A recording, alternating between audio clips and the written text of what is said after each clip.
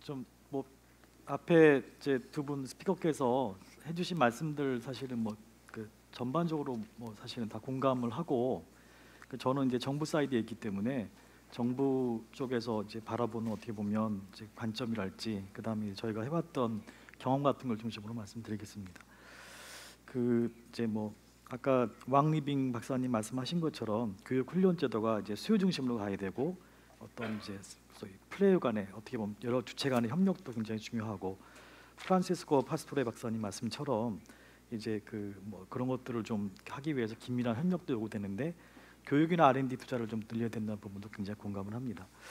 제 개인적인 얘기부터 시작을 하면 제가 좀 이렇게 여러 가지 그 공부를 많이 했는데 학부에서는 제가 전기전자 공부를 했고 이제 뭐 제가 연구를 하는 것보다는 공무원이 돼서 사실은 뭐 이제 지식을 탐구하는 과학자나 기술을 신기술을 개발하는 기술자들을 지원하는 게 낫겠다 싶어서 공무원이 됐고 제가 들어가 보니까 제 위에 선배들은 뭐 한 30년간 대학 때 전공 하나 하고 그냥 이제 공무원 생활 하시면 퇴직하시는 그런 안정된 삶을 하셨는데 제가 한 10년 정도 지나고 나서 그 이제 일을 하다 보니 그 당시 이제 나노 사이언스가 막 떴거든요. 소위 나노 기술 요즘 말하는 뭐 굉장히 미세한 이제 물질을 가지고 여러 가지 어떻게 보면 첨단 소재도 만들고 이제 뭐 이제 반도체도 사실 바꿀 수 있는 그런 것들이 나왔는데 이제 거기에 가니까 그러니까 제가 공부했던 시대에는 물리나 전자공학이 굉장히 중요한 시대였거든요.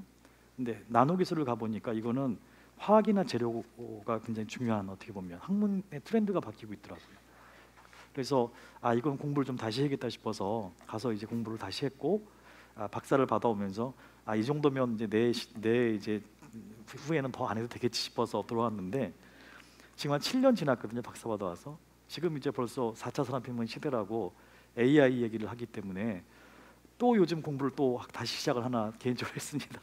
빅데이터하고 이제 AI 공부를 시작을 했는데 야 이러다 보면 5년 뒤, 3년 뒤에 또 뭘 해야 될지 모르겠다고 하는 어떻게 보면 생각이 들 정도로 기술 변화가 굉장히 빠르다는 얘기를 먼저 좀 드리고 싶고요. 그러다 보니 대학 때 하나의 전공을 가지고 평생을 살던 시대에서 이제는 하나가 아니라 두 개의 전공, 세 개의 전공이 필요한 시대도 됐고 그 다음에 이제 그 요즘의 추세는 보면 결국은 혼자 할 수 없는 시대로 가는 것 같아요. 그러니까 예를 들어서 저희 이제 과학기술 분야에서도 이제 뭐 연구를 해서 박사가 되거나 했을 때 예전에는 혼자서 연구를 해도 굉장히 할 것들이 많아서 논문도 내고 특허를 냈는데 이제는 너무나 많이들 해놨어요. 그러다 보니까 소위 이제 날리지 버든이라고 하는데 그 이제 새로운 지식을 생산하는데 부담이 굉장히 큰 거예요. 그래서 혼자서는 못하고 여럿이서 같이 어떻게 보면 디스커션을 하든가 협업을 해야지 새로운 지식을 창출할 수 있는 그런 시대로 들어가고 있습니다.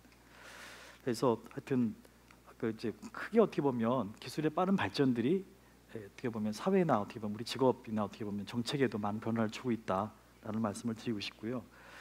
그래서 결국은 그 4차 산업혁명 시대가 뭐 언제 올 건지 어떻게 올 건지는 사실은 논란이 많지만 그 저희가 주목하고 있는 기술들은 이제 바이오 기술, 그다음에 이제 퀀텀 양자 기술들, 그다음에 나노 기술들 여전히 이런 것들 주목을 하고 있거든요. 왜냐하면 결국 그 AI보다는 어떻게 보면 그런 기술들이 실제로 이제 실현이 됐을 때 굉장히 우리 생활에 영향을 많이 주게 되거든요. 그래서 이제 그런 것들을 보고 있는데 이제 그런 것들을 발전시키고 어떻게 보면 거기에 맞는 어떻게 보면 사람들을 양성하고 하는 데 있어서 이제 교육 기관들이 어떻게 해야 될까라는 부분들을 이제 보고 있고요. 그 이제 저희 이제 과학기술 쪽에는 이제 소위 특성화 대학이라는 게 있습니다. 한국에는 그래서 카이스트, 뭐 유니스트, 포스텍, 지스트 같은 소위 이제 과학기술 분야에 특성화된 대학들이 있고 일반 대학과는 좀 다르게 좀 특수한 어떻게 보면 모델을 저희가 적용할 수 있기 때문에 다양한 이제 교육 모델들을 실현을 하고 있는데 예를 들어서 최근에 재밌었던 이제 시도들은 그 이제 유니스트라고 이제 울산에 있는 과기원 같은 데는 학생들이 들어가면 학과가 없이 이제 무학과에서 시작을 하고 그 다음에 전통적인 교육 방식은 지식을 교수가 전달하고 학생이 이제 뭐 배우고 다시 테스트하는 방식인데 여기는 이제 소위 플립드 러닝, 그러니까 예를 들어서 이제 뒤바꿨다는 거죠. 모래시계 뒤바꾸듯이. 그래서 요즘 이제 어지간한 좋은 강의들은 무크라고 해서 온라인에 다 올라와 있잖아요. 그래서 미리 띄워주고 또 필요하면 뭐 무크에서 보고 예습하거나 다 공부를 하고 수업 시간에는 철저히 토론하고 팀 프로젝트를 하게 되고 만약에 이제 학생이 모르는 게 있으면 뭐 이제 거기 가 보니까 신호등이 있어요. 노란불, 빨간불, 파란불. 빨간불 피면 저기 지도할 만한 교수가 와서 그 학생한테 1대1로 가르쳐주고, 그러니까 수업이 끝나면 과제물이 주어져서 어쨌든 간에 자기가 그거를 심화할 수 있는, 어떻게 보면 그런 방식으로 이루어지기 때문에 이 어떻게 보면 전통적으로 우리가 뭐 교수가 뭐 100명 넘는 강의실에서 가르치고 그 지식을 테스트하는 방식에서 새로운 어떻게 보면 방식으로 이렇게 진화되고 있고요.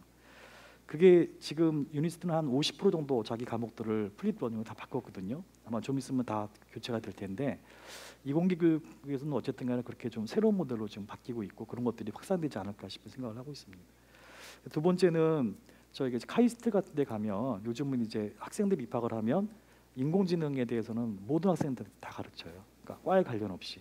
이제 그거는 아까도 말씀드렸지만 내가 뭐 기계공학을 전공했던, 예를 들어서 뭐 전자공학을 전공했던, 그거는 하나의 어떻게 보면 자기 이제 그 자기 분야의 지식이고, 실제로 앞으로는 이 인공지능이나 빅데이터의 어떻게 보면 이 수단적인 기술들을 어떻게 이제 합해서 정말 내 일을 정말 좀 더 잘할 수 있는지, 여기서 사실 어떻게 보면 부가가치가 나오기 때문에 모든 학생들한테 가르치고 있고, 또 하나 재밌는 거는 결국은 이제 융합 교육의 어떻게 보면 중요성인데, 저희가 이제 그 SK텔레콤하고 그다음에 카이스트하고, 이제 카이스트에 가시면 이노베이션 센터 하나 만들어놨어요. 거기서 이제 약간 혁신적인 교육 모델로 소위 이제 AI에 기반한 데이터 사이언티스트 양성 프로그램을 만들어서 돌려봤는데, 전국에서 굉장히 많은 학생들이 지원을 했고, 그 6주 한 몇 개월짜리 진행을 하면서 어쨌든 간에 학생들을 진행을 했는데 뭐 반응도 뜨거웠고, 그 다음에 끝나고 나서 이 학생들이 굉장히 취업률도 굉장히 좋을 거로 저 예상을 하고 있어요. 그래서 그 뭐냐면 결국은 이제 직업이 어떻게 보면 양상이 바뀌어도 결국은 새로운 직업 쪽에서도 결국은 요구하는 어떻게 보면 스킬이나 어떻게 보면 것들이 있는데, 의외로 우리가 준비가 많이 안 돼 있다는 거고, 그런 것들을 잘 어떻게 보면 대학에서 그 재교육이든 교육의 형태로 만들어 준다고 하면 그걸 맞출 수 있다는 어떤 그런 것들을 저희가 보고 있습니다. 그리고 이제 그 저희 이제 과기정통부에서는 이제 뭐 초중등학생들 위해서는 소프트웨어 교육들을 좀 많이 하기 위해서 강조하고 있는데, 저희가 사실은 2003년에 전국의 과학영재학과를 만들면서 새롭게 도입했던 교육 방식이 소위 이제 리서치 앤 에듀케이션이었어요. 그러니까 에듀케이션뿐이 아니고 리서치에 베이스를 둔 에듀케이션을 그때 도입을 했고, 상당히 10년 지나면서 어쨌든 효과가 있다고 제가 생각을 하고 있거든요. 그리고 이제는 그런 방식들이 좀 어떻게 보면 좀 많은 학교들에 좀 더 보급되지 않을까 생각을 하고 있고, 이제 그런 것들을 실제로는 소위 이제 요즘 이제 교육학에서 말하는 소위 이제 그 어떤 문제를 주고 문제를 해결하기 위한 팀 프로젝트 방식으로 그것들을 리서치를 시키는 방식으로 가면 어떨까라고 하는 그런 것들을 가지고 저희가 여러 가지 좀 시도들을 하고 있습니다. 그 저희가 이제 사실은 결국은 저희 항상 이제 아까 그 이제 저 옆에 스피커도 말씀해 주셨지만 한국이 약간 정부 주도 모델이에요. 이게 이제 사실은 또 근데 우리 역사를 보면 이게 갑자기 또 정부가 롤을 그만둘 수는 없어요. 결국은 정부의 롤이 좀 바뀐다는 거거든요. 그간에는 정부가 이제 앞에서 계획을 하고, 그 다음에 그 계획을 하면 소위 이제 교육기관들이 교육을 해서 학생들을 양성하고, 그럼 이제 뭐 시간이 지나서 산업계에서 어떻게 보면 많은 학생들을 뽑아가는 그런 모델이었다고 하면, 아까 말씀드렸듯이 이제는 기술 변화가 7년 뭐 5년 이렇게 당겨지고 있어요. 그러다 보니까 정부도 예측을 하기 어렵고, 대학도 마찬가지고, 기업도 뭐 어떤 학생들을 사실 받을지 모르는 상태에서는 이게 통하지 않는 방법이거든요. 결국은 굉장히 처음 시작부터 정부와 기업과 대학이 같이 힘을 합쳐서 뭔가 뭘 만들어가야 된다고 하는 어떤 그런 생각들을 가지고 있고, 거기에 따라서 저희가 어떻게 보면 새로운 어떻게 보면 이공계 대학 교육 모델들, 초중등 교육 모델들을 좀 만들어서 확산할 그런 계획들도 있고, 하여튼 이제 뭐 많은 이제 시도들을 저희가 하기 위해서 준비들은 하고 있습니다. 근데 이제 거기서 굉장히 중요하다고 보는 거는 그 이제 하나 좀 재미있는 또 말씀을 드리면, 최근에 이제 그 이제 우리나라의 의대 한 군데에서 평가 방식을 바꿔서 그냥 성공한 케이스가 있어요. 그러니까 이제 뭐냐면 저희 나라는 아직도 대학에 들어가면 A 플러스 A 마이너스 A 제로 A 마이너스 해가지고 F까지 13개 등급 평가를 합니다. 13개 등급 평가를 하고 게다가 또 상대 평가를 해요. 그래서 뭐 그게 작동하는 경우도 있지만, 예를 들어서 요즘은 의대에는 굉장히 좋은 학생들이 들어가잖아요. 그래서 뭐 이제 그 굉장히 좋은 학생들이 들어갔는데도 상대 평가를 해서 어떤 학생들은 F를 받아야 되고 하는 일이 발생하다 보니 내부적으로 이제 고민해 봐줬다는 겁니다. 예를 들어서 우리 학생들이 이렇게 계속 평가하는 게 맞는 건가? 이게 효과가 있는 건가? 더 좋은 방법은 없는 건가? 그래서 고민을 하다가 아예 그냥 모든 과목을 패스페일러로 그냥 바꿨다고 해요. 상대 평가로, 이제 절대 평가로. 일정 수준을 넘으면 합격 아니면 불합격. 이제 그러면서도 걱정을 많이 했던 거야. 이러면 애들 공부를 할까 했는데 이제 한 2년 지나고 나서 이제 예전에 나왔던 점수들하고 지금 최근 난 점수들을 비교를 해보니까 더 많이 올라갔다고 하는 겁니다. 그러니까 이유를 보니까 첫 번째는 이제 상대 등급을 매기면 어떤 학생들은 이제 하위 등급의 형성이 되고 그러다 보면 이제 소위 좌절감에 빠지니까 결국은 모티베이션이 없고 마지막에 이제 도태되고 더 안 하게 되는 거죠. 근데 패스페일러를 하니까 일정 수준만 넘으면 되니까 이제 좀 어떻게 보면 좀 더 적극적이 된다는 부분이 있고, 두 번째는 더 중요한 게 이제 소위 이제 상대 평가에서는 다 적들이잖아요. 그러니까 자기 정보도 공개 안 하고 이제 그러고 있었는데 어차피 이제 패스페일러니까 서로 이제 스터디도 하고 협업을 하다 보니까 많은 학생들 성적이 올라간 거예요. 그래서 평가의 방식을 하나 바꿔도 어떻게 보면 그 이제 어떻게 보면 공부하는 방법 또 어떻게 학습의 방법 또 성취도도 많이 바뀐다라고 하는 것들을 보면서 이제 여러 가지가 아마 바뀌어야 될 텐데 저희가 결국은 교육의 어떤 방식, 교육의 어떤 메소돌로지 문제, 그다음에 평가의 방식 많은 것들을 아마 바꿔서 준비해야 되지 않을까 그렇게 생각을 합니다. 그리고 마지막으로는 아까 이제 자격증 말씀도 해주셨잖아요. 그래서 저는 그것도 굉장히 중요한 거라고 생각을 해요. 예를 들어서 요즘 이제 퀀텀 양자 컴퓨터 같은 기술들을 보면 이게 당장 적용할 수 있는 것들은 이제 계산 속도로 굉장히 빨리 할 수 있습니다. 예를 들어서 요즘 양자 컴퓨터 원룸만한 크기에 한 가격은 한 100억 정도 한다고 그래요. 최근 나온 게 비싸죠. 근데 속도가 집에 있는 컴퓨터 한 1억 배 정도가 되거든요. 그래서 그게 기술이 발전하면 엄청나게 빨라질 거거든요. 그러면 이제 엄청난 이제 그 계산들을 해낼 거고 우리가 가지고 있는 많은 빅퀘스천들 예를 들어서 우주에 관한 질문들 이런 것들을 풀어낼 텐데 문제는 이제 뭐냐면 결국은 그 예전에는 인간이 기계를 부리던 시대에서 이제 앞으로는 결국 인간과 기계가 협업하는 시대로 이제 바뀌는 거거든요. 똑똑한 기계들이 나왔을 때 그 기계들이 우리가 하던 계산이나 연산을 대체할 수도 있고 좀 더 지능적인 직업들을 대체할 수도 있는데 그 중간에 뭐냐면 그렇지만 기계는 완벽하지 않거든요. 그러니까 사람이 체크를 해줘야 됩니다 항상. 그랬을 때 어떤 인간의 역할을 해줘야 되고 그 역할을 어떻게 그러면 직업으로 만들어내고 하는 부분에서 저는 아까 말씀하셨던 자격증 제도 같은 것도 굉장히 고민할 필요가 있다고 생각을 합니다. 그래서 하여튼 네 이상으로 마치겠습니다.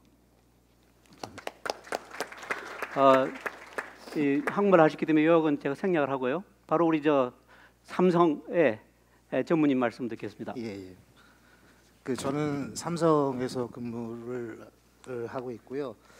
그래서 이제 4차 산업혁명 시대마에서 저희가 이제 생각한 기업의 사례하고 제 경험 중심으로 해가지고 좀 간단히 두 가지 정도 포인트를 해서 말씀을 드리겠습니다. 하나 이제 개인이 어떻게 대응할 건가 하는 문제하고 기업이 어떻게 대응하고 있는지 두 가지에 대해서 말씀을 드릴 텐데요.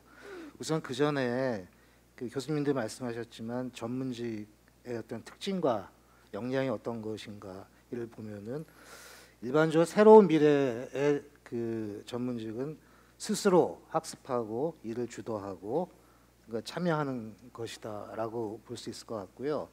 이러한 데 필요한 역량은 어저께 협력형 괴짜인재 이런 얘기도 나왔었는데 융복 협력이라든지 창의력, 글로벌 역량이 굉장히 요구될 것이라고 봅니다. 그럼 기업은 지금 현재 어떻게 대응하고 있는지, 향후에 어떻게 대응해 나가야 될지를 말씀을 드리면 우선 이제 그 기업의 미래형 인재학습의 핵심은 종업원 개인이 스스로 학습하고 진화하는 인재를 육성하는 것이라고 볼 수 있을 것 같습니다. 수차 말씀드렸지만 단순하게 지식 전달 위주의 이제 어떠한 기업에서의 교육도 의미가 없어지게 되고 개인한테 필요한 개인한테 부족한 기술을 갖다가 이렇게 일깨워줄 수 있고 가르쳐줄 수 있는 어떤 맞춤형 교육을 갖다가 제공해서 예를 들어서 이제 아까 무크 이렇게 말씀하셨는데 온라인 강좌 같은 게 있겠죠. 그 기업에서 필요한 거를 모아서 온라인에 놓고 종업원들이 필요한 분야에 가서 자기가 스스로 학습하고 제안할 수 있는 이러한 그렇게 개인 스스로 필요능력 개발하도록 유도하는 방법을 쓰고 있습니다. 두 번째는 이제 종업원의 창의력을 개발할 수 있는 별도의 제도와 시스템을 만들어주고 이를 잘 연결시켜가지고 조직 전체는 물론이고 개인의 어떠한 지식의 융합을 이렇게 유도하는 방법이 있습니다. 삼성의 경우에 여러분 잘 아실 수 있겠지만 사내 벤처 프로그램으로서 시랩이라는 것을 운영을 하고 있습니다. 그래서 직원들의 어떤 혁신적인 아이디어 발굴, 그 다음에 이들의 사업화를 지원도 해주기도 하고요. 또한 전 직원들 대상으로 해서 모자이크라고 하는 집단 지성 시스템을 활용을 하고 있습니다. 예를 들어서 거기다가 주제를 던지는 거죠. 4차 산업혁명 시대에 필요한 IT 기술이 어떻게 될 것이냐, AI는 어떻게 될 것이냐. 이러면 전 직원들이 거기에 대해서 잘 개인의 의견을 냅니다. 전 직원이 이걸 다 공유하고 생각을 할 수가 있습니다. 그래서 결국은 무엇을 의도하냐면은 결국 무엇이 필요한지에 대해서 전 조직원들이 어떤 컨센서스, 그러니까 한 방향 혹은 서로의 아이디어를 보고 아 저런 점도 있었구나 하고 느끼는 이러한 계기를 만들 수도 있어 보입니다. 마지막으로 과거에도 보면은 그 산업혁명에 따라서 이제 잉여 인력이 많이 발생하는데요. 이러한 데는 이제 어떤 그 재교육을 통해서 전직을 유도하는 방법이 있습니다. 미래에 대비한 그 소프트웨어 코딩이나 개발 같은 거는 향후에도 많이 필요하겠죠. 그래서 이런 식으로 그 현재 이제 잉여 인력을 미래 기술적으로 전환하는 방법이 있을 것 같아 보입니다. 제 개인의 사례를 좀 더 말씀을 드리면은 제가 그 삼성에서 수년간 글로벌 핵심 인력에 대한 채용하고 양성 업무를 담당을 했었습니다. 당시에 이제 뭐 여러 가지 일이 있겠지만 매우 인상적이었던 게 이들은 부단히 자기의 직무 전문성이나 개인 경쟁력 그리고 가치를 키우려고 굉장히 노력하고 있다는 겁니다. 근데 직접 면접을 해보면은 물론 이제 당연히 뭐 한국의 생활이 어떻고 연봉이 어떻고 이런 얘기를 하겠죠. 근데 그보다 더 중요하게 이들이 생각하는 것은 내가 과연 가서 해야 될 업무가 뭐냐. 그러니까 직무에 대해서 굉장히 중요시 여기고 그 직무를 갖다가 입사를 결정하는 어떠한 관건으로 생각을 하고 있다는 겁니다. 그리고 이 친구들이 입사를 하고 나서도 결국에는 자기한테 도움이 되는 프로젝트 중심으로 상당히 이제 관심을 이제 보였고, 그 다음에 모든 인력이 다 그런 건 아닙니다만 2, 3년 경과 이후에 이제 충분하게 자기가 직무 습득을 했다고 생각을 하면은 이제 다른 데로 이제 이직하는 사례도 많이 있었습니다. 즉 예를 들어서 그 하버드, 뭐 와튼, 뭐 스탠포드 이런 데 나온 친구들이 그러니까 스타트업, 컨설팅, 대기업, 그 다음에 컨텐츠와 같은 이제 전문 기업, 그리고 다시 스타트업 이렇게 옮기는 거죠. 이렇게 옮겨가면서 자기가 갖고 있는 어떤 특정 분야에 대한 자신의 이제 직무 전문성을 증가시키고 이를 통해서 자기 가치를 키우는 게 굉장히 인상적이었습니다. 그러면서 개인은 어떻게 대응해야 될까요? 제 개인적인 사견일 수도 있습니다만 우선 개인은 새로운 시대, 4차 산업혁명이라는 새로운 시대에 대한 본질과 변화에 대해서 잘 이해를 해야 됩니다. 아까 교수님께서 뭐 자영업이라는 임시직이라는 새로운 일자리가 많이 생긴다고 했는데 저도 동의합니다. 일자리는 아마 없어지는 게 아니라 진화를 할 겁니다. 그래서 이제 향후에 이제 점차 일에 대해서 어떤 시간과 공간의 개념이 이제 없어지고 또 이러한 방식의 변화가 예상됩니다. 심지어 이제 일부 학자들은 고용의 우보화, 프로젝트성 직업이 증가할 것이라고 예상을 하기도 하죠. 그래서 중요한 거는 현재 개인이 자기의 현재 어떤 갖고 있는 역량 수준이나 어떠한 직업이 내 평생을 보장한다 이런 생각은 버려야 될 것 같습니다. 평생 교육이란 말 아까 교수님께서 말씀하셨는데 좀 더 자신을 객관화시키고 냉철하게 봐야 됩니다. 즉 4차 산업 시대에 나에게 필요한 직무 역량의 고민을 통해서 스스로의 전문 역량을 발전시켜야 합니다. 여러 가지 분야가 많이 있습니다. 자기한테 필요한 분야를 잘 찾아가면 될 것 같습니다. 저는 개인적으로는 일반적인 제너럴리스트가 되기보다는 나에게 적합한 직무를 잘 선택해서 스페셜리스트가 되기를 저는 권하고 있습니다. 이를 통해서 이제 직무의 전문가가 돼가지고 자신의 경쟁력, 그게 결국은 향후에 이제 굉장히 불확실성 시대에 자신의 가치를 높일 수 있는 가장 중요한 방법이 될 수 있다 하겠습니다. 시간이 좀 남아서 좀 더 한번 생각해볼 문제는 답이 확실히 있는 문제는 아니지만 이렇게 이제 과연 이제 나라 전체적으로 봤을 때는 불확실성이 커지는 시대가 이제 향후에 될 텐데 이게 뭐 다방면에서 개인이 전문가가 될 수는 없을 거고 또한 기업도 모든 분야의 인력을 갖다가 다 양성을 하거나 또는 전문가를 보유하는 거는 좀 힘들어질 거라고 생각을 합니다. 그래서 어떻게 보면 노동 유연성 제고 측면에서 뭐 저도 어떤 방식일지 모르겠습니다만 전문가 풀을 좀 만들어 놓고 이 전문가 풀에 있는 사람들이 불안을 느끼지 않으면서 그 다음에 이제 자신의 이제 전문적 역량을 계속 발휘할 수 있는 어떠한 제도나 어떠한 뭐 이러한 그런 제도 같은 걸 만들면 좀 좋을 것 같아 보입니다. 이게 될 수 있다면은 개인도 전문적인 역량을 지속 개발 유지할 수 있고요. 또한 이제 불확실한 시대에 대비해서 기업도 어떻게 보면 전문직을 갖다 좀 확보하는 수단이 될 수 있어 보입니다.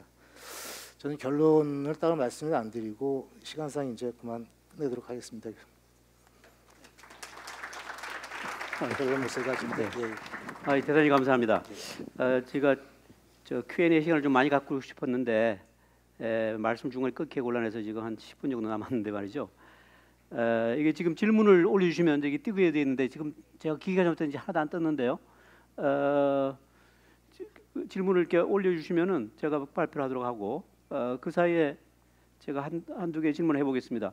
우리 삼성에 다 가고 싶어하는 사람들도 많을 텐데 저도 못 가서 지금 여기 앉아 있습니다만은 삼성이 원하는 인재는 어떤 사람들이고 제가 알기에는 삼성이 인재를 스카우트할 때 한국 대학 나온 사람보다는 미국 가 가지고는 한국 사람 뽑더라도 미국 대학 다니는 한국 사람 뽑는 거 같고 그런 것 같은데 그런 건지 그다음에 밤새도록 일해야 되는 건지 그런 거 좀 얘기해 주세요.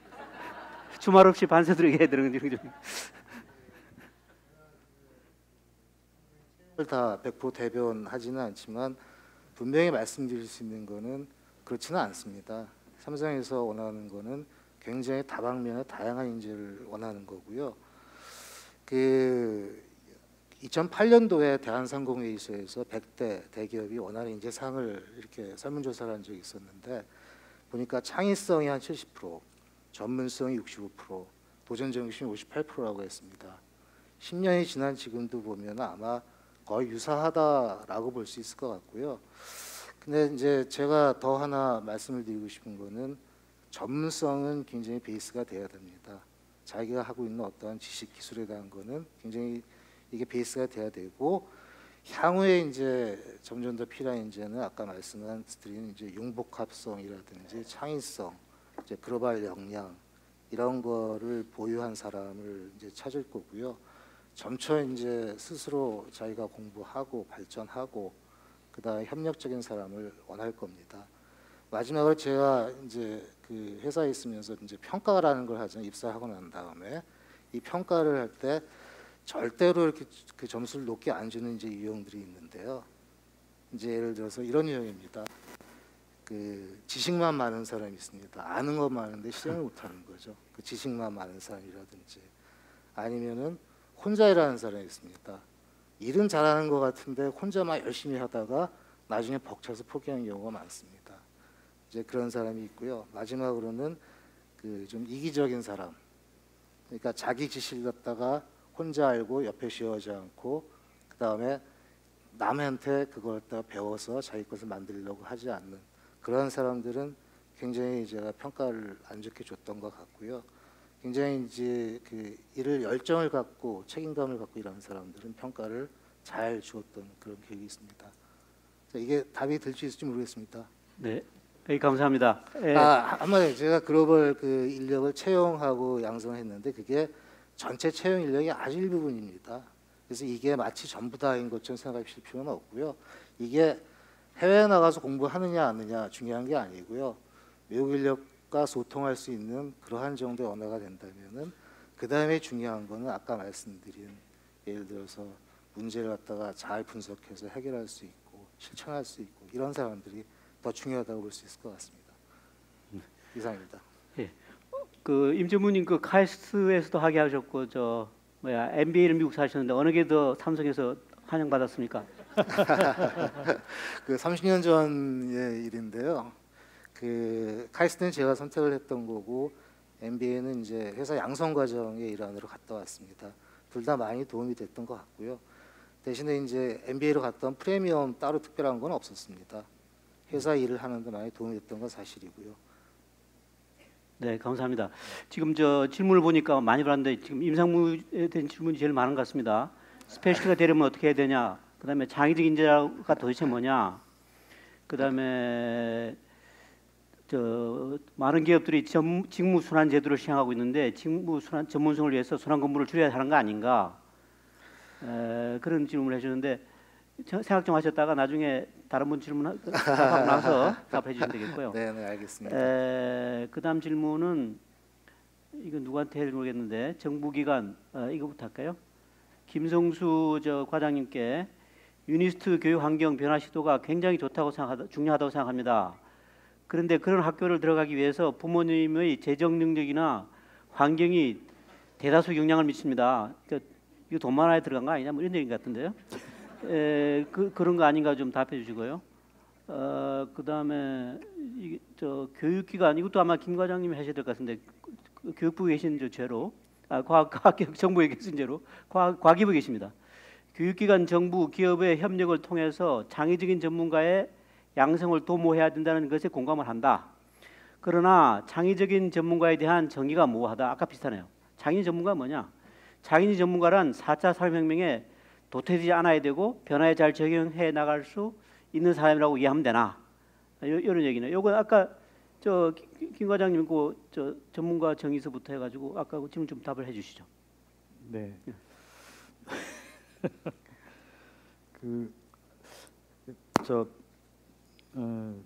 특성화대학은 아시는 대로 좀 이렇게 영재 교육 이제 일종의 어떻게 보면 특별법에 의해서 고등교법이 아니고 학생들을 뽑기 때문에 좀 사실은 다양한 방식으로 학생들을 뽑을 수 있긴 해요. 그래서 사실은 초기에 과학부 학생들이 입시에 너무 부담을 안 가지고 이제 들어올 수 있는 어떤 트랙도 됐고 했는데 최근에 이제 입시제도가 많이 바뀌다 보니까 이제 어떻게 보면 결국 이제 사교육 부담 아마 말씀하시는 거고 이제 결국은 이제 그런 것들이 어떻게 보면 교육도 부의 대물림이랄지 이런 거 좀 말씀하시는 것 같아요. 그래서 결국은 이제 교육의 어떻게 보면 3요소가 학생들을 어떻게 뽑을 수 있느냐라고 하는 학생에 관한 거하고 그다음에 이제 그 교육 과정이나 이런 것도 어떻게 설계할 거냐 그리고 그걸 가르치는 교수를 어떻게 사실은 뭐 확보할 거냐 그 문제가 가장 중요한 3요소인데 하여튼 입시 문제는 정말 어려운 문제 같아요. 그래서 특히나 제가 약간 다른 부처에 있기 때문에 이 교육부의 입시 문제를 좀 건드리는 게 어렵긴 한데 저희가 하여튼 이 부분은 하여튼 이게 이제 학생들을 저희가 뽑을 때도 아까 말씀드렸지만 영재학교에서 학생 뽑을 때 뭐 저희 소위 이제 약간 속칭으로는 자연산하고 소위 이제 학원에서 양성된 이게 참 구별하기 어려울 정도로 사실 어떻게 보면 요즘은 이제 학원에서 너무 많이 사실은 이제 트레이닝 되니까 이제 그런 것들을 좀 이제 부담을 줄이면서도 어떻게 보면 정말 잠재력을 가진 학생들을 뽑을 수 있는 방식으로 하는 것들을 좀 저희가 많이 고민해야 될 것 같습니다. 창의력 전문가는 이게 결국 아까 융합 전문가 개념하고 비슷한 건데 이제 뭐 예를 들어서 어떤 과를 뭐 융합 과정을 들어가는 게 전 중요하다 생각하지는 않고요. 하나의 전공이라도 전공을 정말 잘 하고 일단은요. 그 다음에 아까 말씀드렸던 좀 저희 요즘 요구하는 어떻게 보면 이제 스킬이나 아까 말씀 AI나 빅데이터 이런 것들을 좀 같이 접목할 수 있는 어떻게 보면 그런 능력이 좀 중요하지 않나 싶은 생각을 합니다. 그래서 이게 앞에 이제 창의적이라는 게 굉장히 사실 어려워요. 그래서 근데 아까 제가 말씀드렸던 것에 좀 포함되어 있지만 결국은 이제 창의라는 게 개인한테 나오는 건 굉장히 드물고 협업을 하거나 어떻게 보면 이 팀 사이언스 또 팀 플레이가 많이 중요하거든요. 그래서 그런 것들을 할 수 있는 능력을 많이 키워야 되고 하는 것도 어떻게 보면 그거 중요하지 않을까 생각을 합니다. 네, 감사합니다. 왕리빙 교수님께 질문이 좀 있는데요. 왕리빙 교수님, I think 학습자가 필요로 하는 좀 학습 중심 교육 안에 포함되는 게 뭐냐 이런 거 질문하셨는데, my understanding was that Professor Wang was talking about demand-driven education. I mean, if the market wants a certain type of students, that kind of education should be provided to those students. That was, I think, a key message. 이게 지금 질문하신 분은 아마 그걸 번역을 통해서 잘못된 학습자 중심이라는 게 아니고 그 demand-driven education 해야 된다 그런 주장하셨는데 그거 좀 설명해달라는 이야기고요.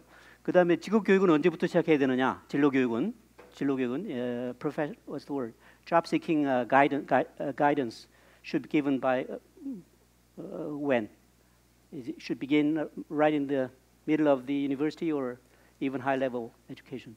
Thank you. I think this is really important. I mean, I don't want people to say that education should be commercialized, but actually it's very important that we need to think of the demand.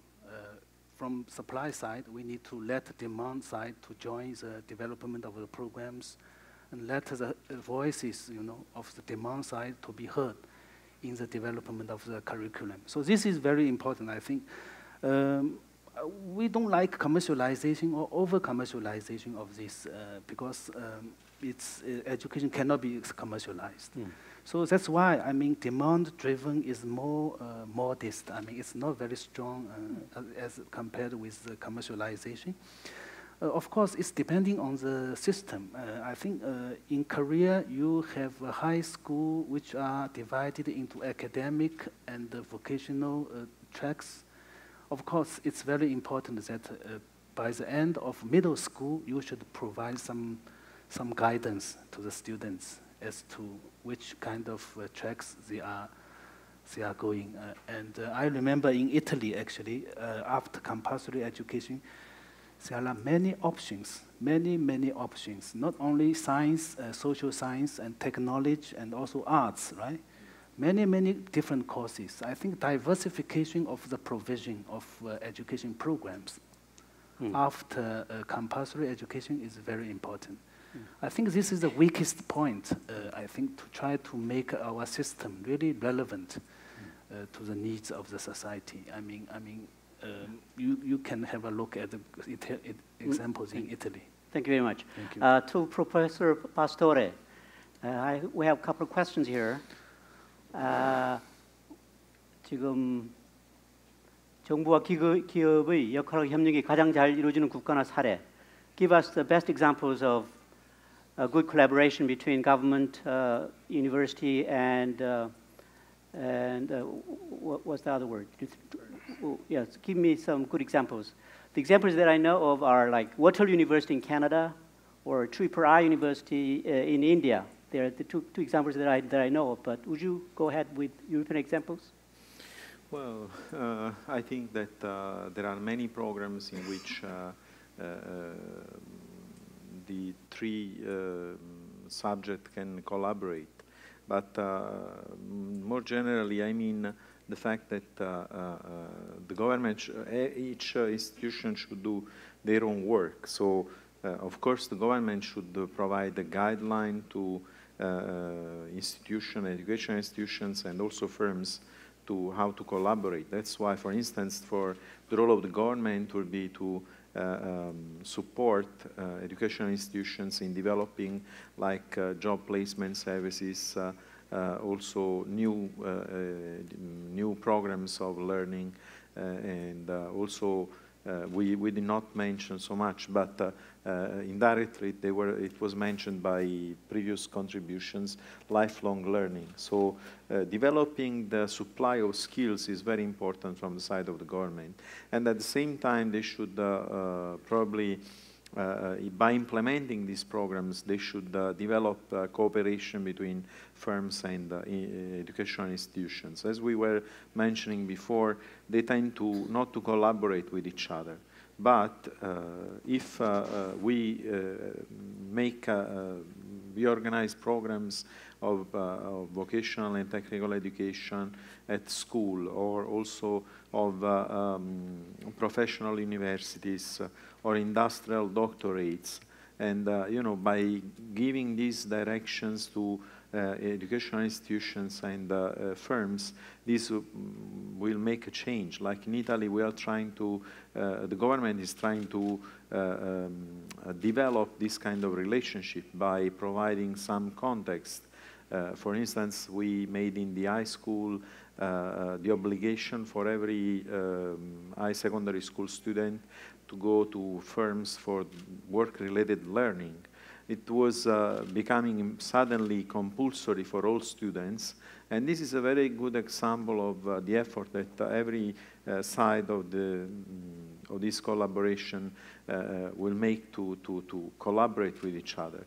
They should learn to, you know, to deal with each other. So if you make this kind of programs, there is, of course, a learning by doing problem here. I mean, at the beginning, it's not working very well, but what we can see is that they are both developing an idea about what is the role of each other and how they can collaborate and cooperate with each other. So I think that the role of the government is essentially to provide these new diversified programs of education through which educational institutions and firms start to learn how to collaborate. I think that industrial doctorates are a very good guideline for Italy.